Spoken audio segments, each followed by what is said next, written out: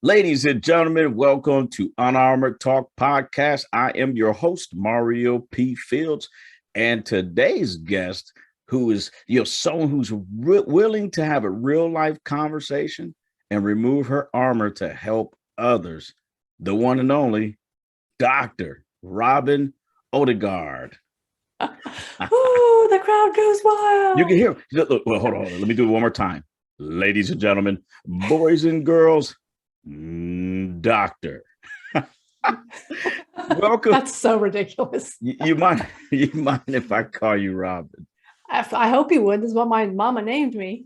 Robin, nice to meet. Robin, again, nice to have you on the show and your quick hits. Ladies and gentlemen, if you guys haven't seen her quick hits on LinkedIn, you got to check them out. Quick hits. She's in, she's out. Very thought-provoking topics. I got to give you plugs. I watch them, Robin. So get on LinkedIn, check out our quick hits, get in there and get some discussions going. And it's daily, right? I do. I post them every day, 5 days a week. Man, that's a lot of commitment. There's a fine line between bravery and stupidity sometimes. Right. But you can tell it's a passion. You can tell that you just enjoy it. I love the conversations. I started it because I was intellectually lonely. I missed having real conversations with real human beings. So right. I just bring a panel of people together and we have a topic for, 4 people, one topic, 10 minutes. Nice. Time. I like it. Well, can you tell the listeners and viewers just a little bit about yourself, Robin? Oh, you want the litany? All right, here we go. You ready? Former competitive beach volleyball player turned high performance psychologist with continuing education in nutrition. My clients call me a smoke jumper. They say that I parachute in and help them fight the fires from the inside. I've written 3 books and done a TEDx talk. There you go. Wow. Well, I'm 5'2.5", so I'm stuck on the beach thing. I'm like, well, she's definitely not 5'2". I'm not. My husband's 5'6". My listeners and viewers always know they're with Mario again. He's comfortable with his height. I love, that's why I always tell people, I was like, man, I'm cool. I stopped growing when I was in the 2nd grade. So, I'm cool. It's all good. Well, so here's the deal. Let's jump right into the topic. We see this. I can only speak for me. I see this doctor, very positive, very professional, doing quick hits, having intellectual discussions, looks so positive. I see the degrees, the accomplishments. To me, it looks like you just had this amazing household. Mom and dad were wonderful. And you just enjoy life, went on to college. But I don't think that's the case, Robin. What happened at about 16? So first, we have to start with the fact that I come from a very patriarchal family. So my father makes the rules, and he taught at the high school that I went to.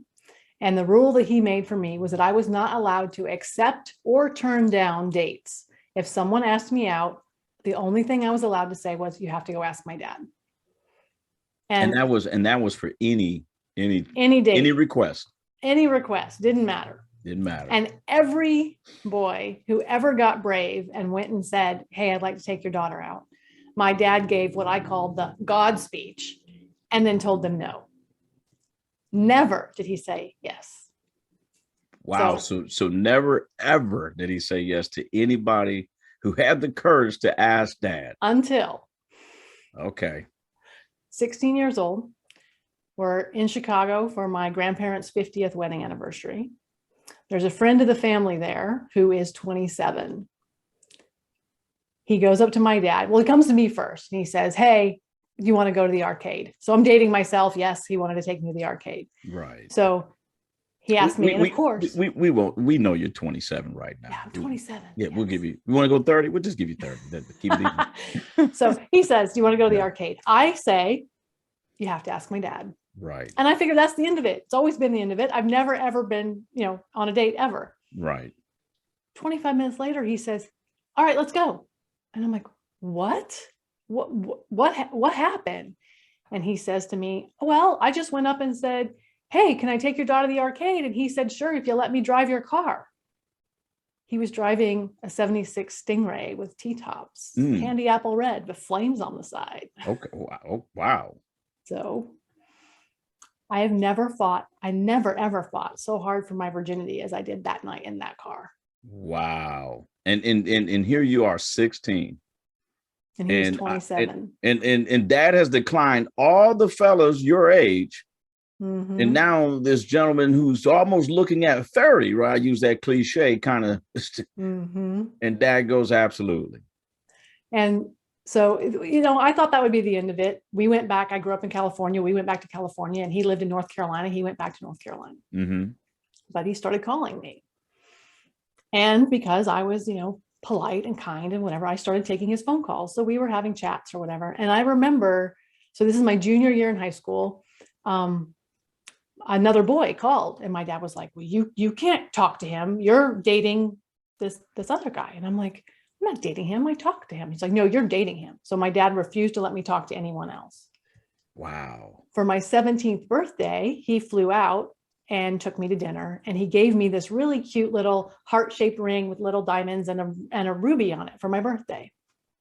Okay, fine, whatever. Yeah, you're not thinking anything of it. Okay, I'm Not 17. thinking anything of it. Hey, okay. Thank you so much for this little So cute, whatever, yes, nice. So tender. So August, so I'm 17 and a half years old. My dad comes to me and says, he asked for your hand in marriage, and I said yes. Wow. Like, what? And my dad says, well, you accepted a promise ring from him 8 months ago. Well, wait a minute. So that face is exactly the face I made. Again, ladies and gentlemen, and the thing I love about this podcast is I'm learning this during this podcast. This is not like this is information that I had. And so, hold on. So your dad's like, hey, you accepted a promise ring from him, and because you accepted that ring and he asked to marry you, I'm saying absolutely. And because I grew up in such a patriarchal system where I didn't believe I had a choice. I mean, I have code words with my brothers that if I need help with something and I can't get what I need to have happen, I call my brothers and say, hey, I need a Y chromosome. Wow, so it's a running joke in our family. Wow. So you guys developed your own like set of code, like top secret, codes to communicate where mom and dad, right? No one could decipher except your brothers. Hey, I need a Y chromosome is basically there's something going down here. And because I'm female, I'm not getting the power I need. I'm not getting heard. Can you come and help me? And so because I was groomed in that way, it never occurred to me that I should say, no, I don't want to get married. That's not what I want to do. I just kind of was like, okay, I guess that's what's happening next in my life then. And so my senior year in high school, I spent working and paying for a wedding.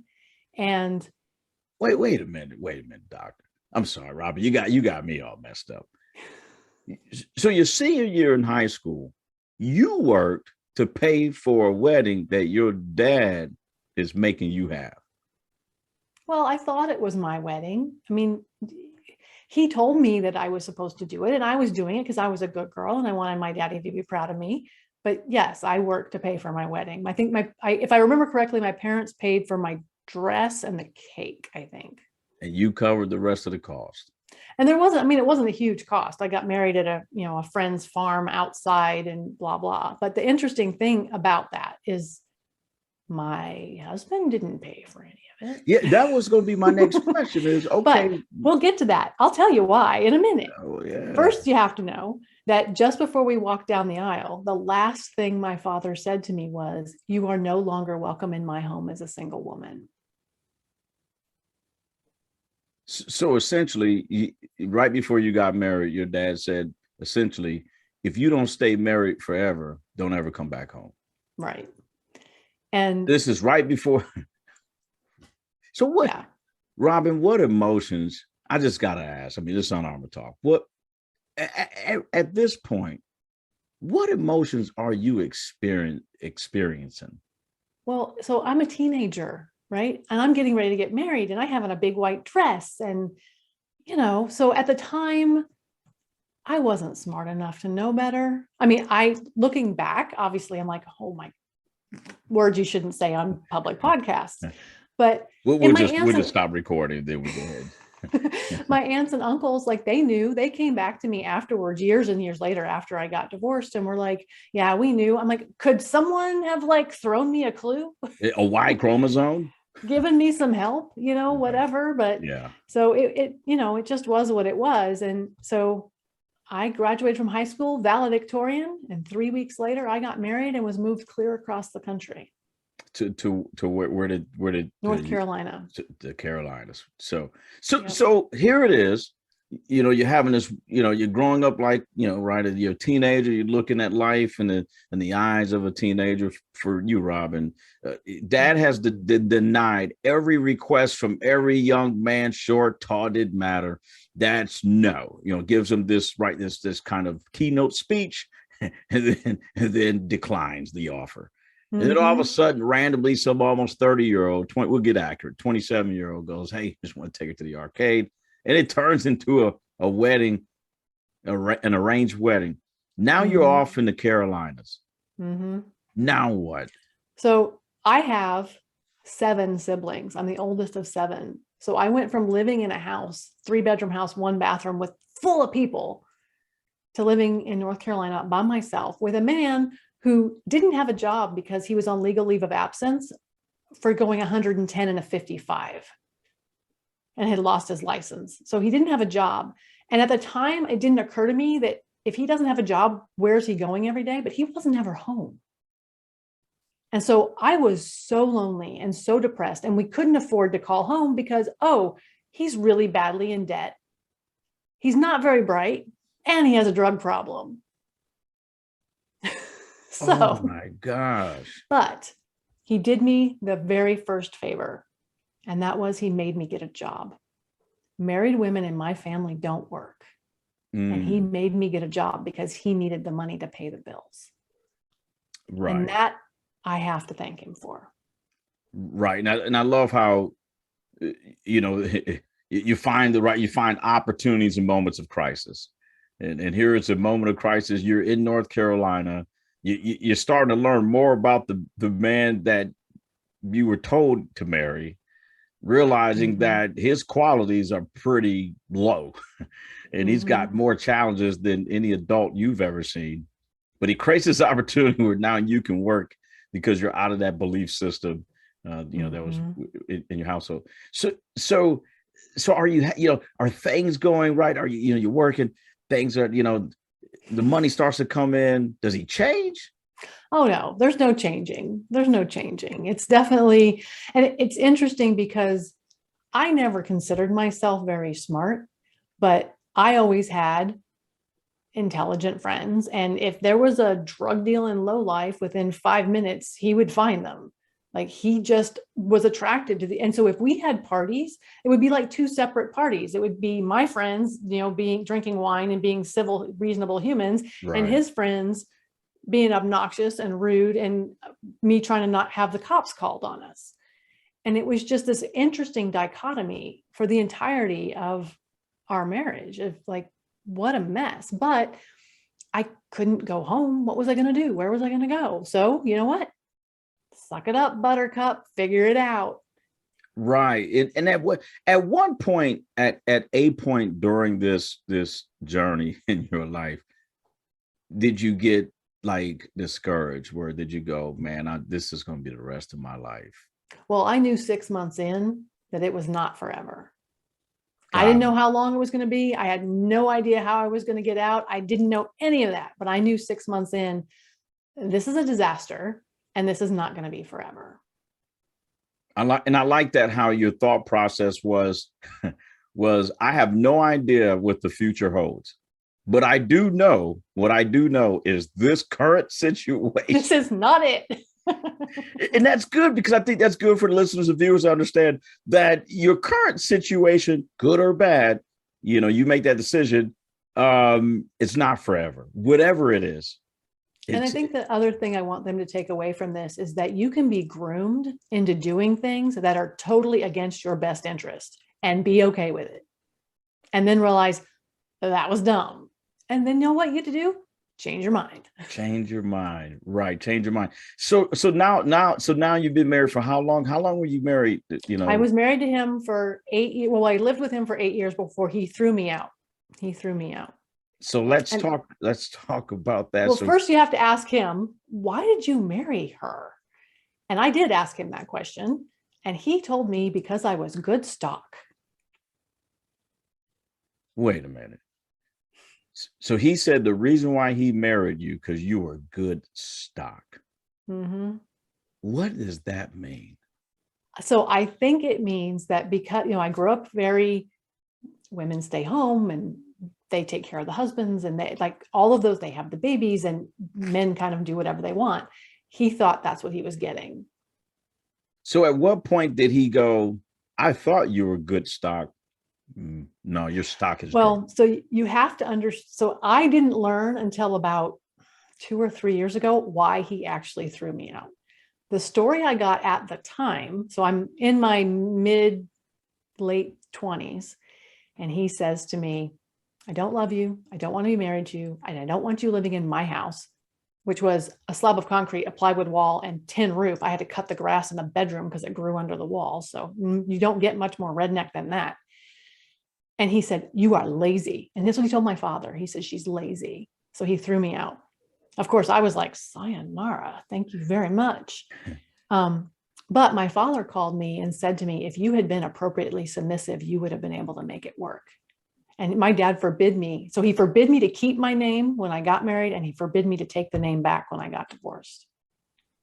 Now, could my father forbid me from taking a name? No, I'm a grown human. Call myself whatever I want. But I'm also no longer that person. So that name isn't mine anymore. Does that make sense? Oh, that makes complete sense. I am just amazed, So yeah, you want to hear that hysterical part of this story? The actual reason he asked me to leave? absolutely. Apparently, he had gotten involved with a drug cartel. And the cocaine ring that he was involved with wanted to use his identity for nefarious purposes.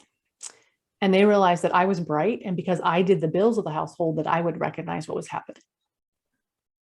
So they told him, you'll do better off without her. We can do so much better than her. You need to get her out of your life. And so he did. So he complied. So I have a cocaine ring to thank for getting me out of a bad marriage. Robin, this is just amazing. Wow. You're 16. It's just, this is amazing.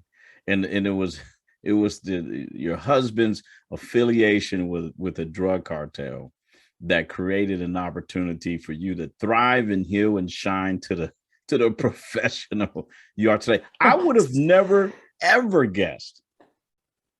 Well, and I can't say, oh, and after that, everything was roses and sunshine. I had to make my own mistake after that. Absolutely. But that's probably a different show. We might have to do another one. I mean, it's Unarmored Talk. We might have to do Robin Part 2.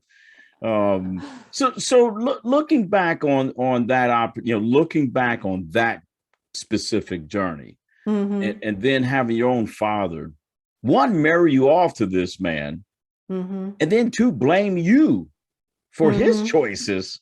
How did that? What emotions did you experience during that one?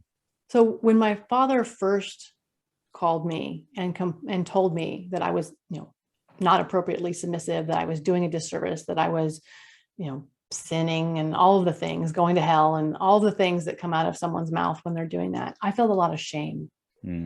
I felt a lot of shame for failing, for not being able to do it, for not being good enough, for, not meeting my father's expectations. And there's a part of me, there's a little girl who still thinks that her daddy is perfect. Right. And I miss that man who walked on water. I remember telling teachers at school, well, my daddy says. Right. I was so proud of my daddy. And I know that when he passes, my father is still alive, and we do still have a relationship as long as we stay on very specific subjects. Right. I know when he passes, I'm going to cry for the man who he was when I was a little girl. And I miss him, and I wish we could have that back. So at first I felt shame, But now, because he still does periodically try to shame me about ridiculous things. Right. And now I just go all Amazon warrior and tell him that he needs to be friends with his children on earth. And I'm pretty sure you do it in an eloquent way, where it's very professional and a person can walk away going, did Robin just tell me that I'm horrible? Just from the time, because just from the time I can be wicked mean if I'm not careful. Oh, I know. I mean, as someone who's been through that, I'm pretty sure you have the flexibility and skills, to do that. So, but and I don't cut people for like only to defend myself or defend people I love. Right. That's it. I'm very careful. I've learned to manage that part of me, but I can be, Yeah. And again, the time I got to know you, I can tell that you're very sympathetic, empathetic, but you have the capability, right? You have the soft skill, the human skill to go, okay, enough is enough. Yeah. Enough is enough. And I, he will double down. He'll double down on being mean. And I'm like, no, you do not get to treat me that way. You gave me away. The man you gave me to threw me out. I am free and clear. Thank you very much. I've paid my debt, my friend. I'm free and clear. There's no liens on this property.